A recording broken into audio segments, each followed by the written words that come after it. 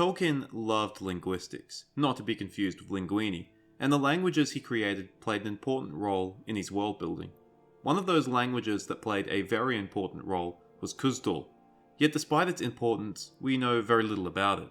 So in this video, let's learn about Khuzdul, the secret language of the Dwarves, and the impact it had on Middle-earth. Despite being the language of the Dwarves, Khuzdul was not created by the Dwarves. It was instead devised by their creator, the Vala Aule, who taught it to the seven fathers of the Dwarves upon creating them. These seven fathers awoke in different places across Middle-earth, with thousands of miles separating some of them from each other. But because they had all been taught the same language, and because of Dwarven resistance to change, Khuzdul remained the universal language regardless of the distance between them. Even late in the Third Age, the different Dwarven clans could easily understand each other, as there was only minimal differences between their different dialects of Khuzdul. This is unlike elves and men, whose languages rapidly deviated. But despite the longevity of Khuzdul, we actually know very little about it. In fact, we only know one phrase and a few names. I'll get to them later. This is because, unlike the elves, the dwarves were secretive and weren't overly enthusiastic about sharing their language.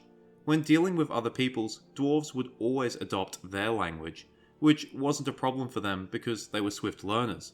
Thus, dwarves were almost always multilingual, being able to speak Khuzdul amongst their own people, but being able to speak the languages of outsiders everywhere else. These learnt languages would have included Sindarin, Westron, and various Northman languages. This led to some quirks amongst dwarven culture. For example, you know the names of famous dwarves such as Gimli, Thorin, Dain, Balin, and Durin, but in reality these aren't their true names, and are instead Northman names that they have adopted. Their true names are in Khuzdul, and they never revealed these names to outsiders.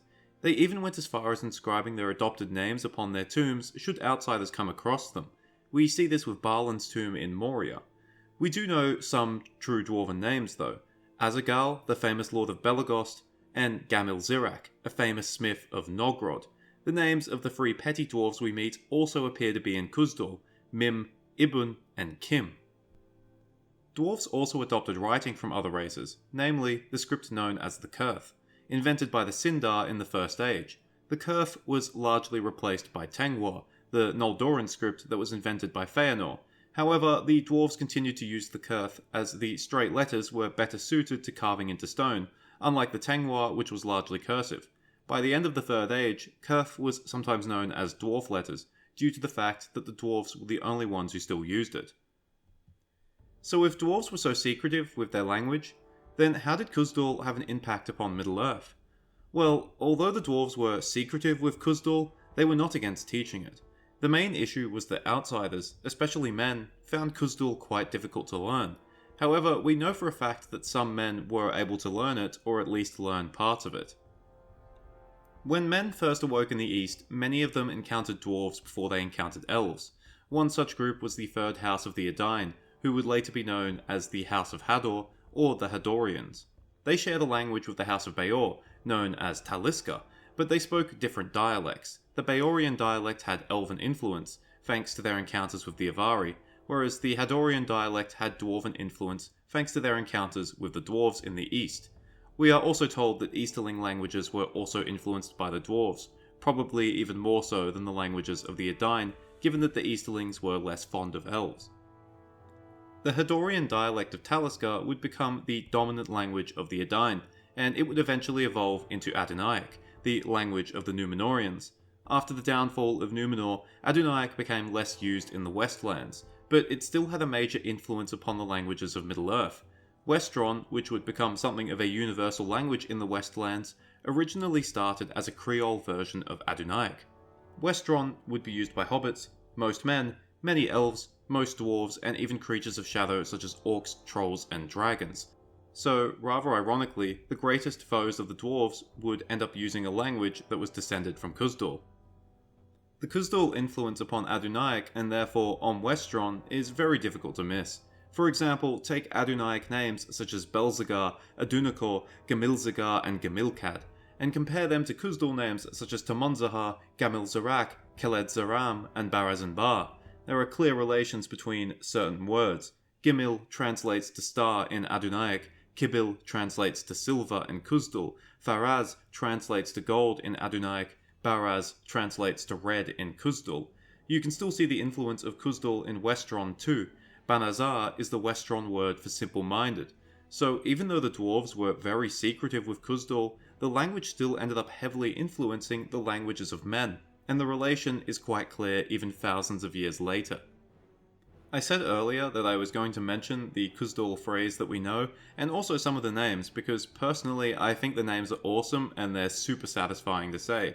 The phrase is the famous Baruk Khazad, Khazad Aimenu, which translates to Axes of the Dwarves are upon you. This was used by Gimli at Helm's Deep. Many Dwarven locations are given Sindarin names, Belagost, Nogrod, and Moria for a few, but in Khuzdul these cities are known as Gabil Gafol, Tamunzahar, and Khazad-dûm.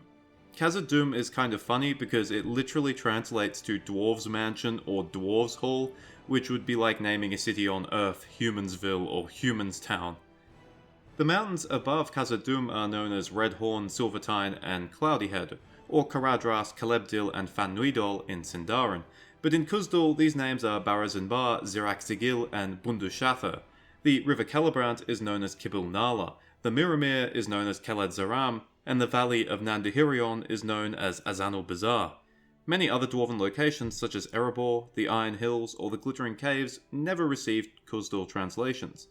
One place that only receives a Khuzdul name is Gundabad, but the meaning of Gundabad is unfortunately unknown. As far as real-world influences, Khuzdul was primarily based on Hebrew. In fact, Tolkien's depiction of dwarves was heavily inspired by Jews, and although some of these traits can definitely be regarded as negative stereotypes, it should be noted that Tolkien was not malicious in this, and that he greatly admired Jews. In Letter 176, Tolkien compared them as thus: I do think of the dwarves like Jews, at once native and alien in their habitations, speaking the languages of the country, but with an accent due to their own private tongue.